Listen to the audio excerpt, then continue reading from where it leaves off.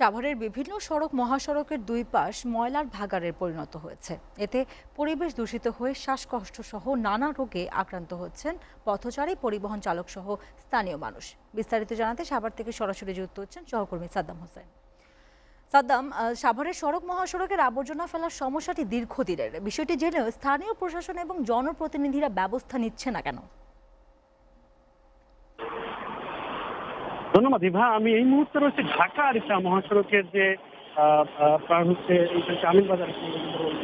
দেখতে পাচ্ছেন যে আমার পাশেই কিন্তু ঢাকা আরিচা মহাসড়কের ঠিক পাশেই কিন্তু আপনার যে ময়লার স্তূপ কিন্তু রয়েছে, এবং ঢাকা আরিচাকে বিভিন্ন পয়েন্টেই কিন্তু এরকম ময়লার স্তূপ কিন্তু রয়েছে। আমরা এমনটাই কিন্তু লক্ষ্য করছি, এবং সেই সাথে বলা যায় যে এই ময়লার আবর্জনা ফেলার ফলেই কিন্তু এখানকার যে সাধারণ পথচারীরা রয়েছেন সেই পথচারীদের কিন্তু চলাচলের সমস্যা হচ্ছে, এবং সেই সাথে কিন্তু নানান রোগে কিন্তু আক্রান্ত হচ্ছে বলে এমনটাই আমরা জানতে পেরেছি।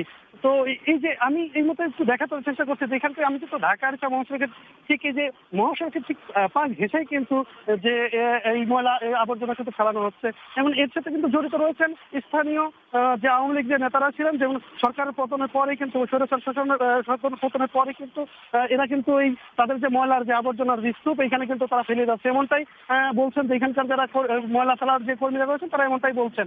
আমি এখানকার স্থানীয় প্রশাসনের সাথে কথা বলেছি, তারা যেমনটা জানিয়েছেন যে আসলে যে শিল্প অধ্যুষিত এলাকা, এই শিল্প অধ্যুষিত এলাকা থাকে এলাকাতে কিন্তু বিপুল পরিমাণ লোক সংখ্যা বসবাস করেন, সেই সাথে কিন্তু এখানকার যে শিল্প কলকারখানা এবং হাসপাতাল, এবং সেই সাথে কিন্তু বিভিন্ন ফ্যাক্টরি ময়লা আবর্জনা কিন্তু সড়কের পাশে, যাতে করে কিন্তু সাধারণ যে পথচারী রয়েছেন তারা কিন্তু সাধারণ পথচারী, এবং সেই সাথে কিন্তু যে এখানকার যে পরিবহন চালকরা রয়েছেন তারা কিন্তু নানান সে সমস্যার সম্মুখীন হচ্ছে।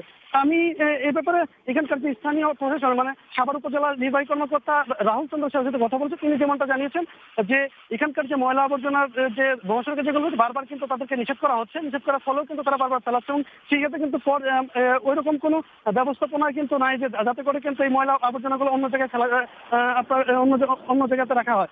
তো এই ছিল আমার কাছে ঢাকা আরিচা মহাসড়কের যে ময়লা স্তূপের সর্বশেষ।